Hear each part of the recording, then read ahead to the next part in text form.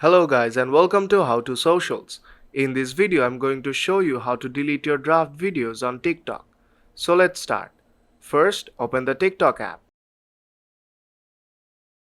When the app opens, you have to go to your profile by tapping on the profile icon on the bottom right corner. And on your profile you will see drafts. Now tap on that. And you will see all of your draft videos here.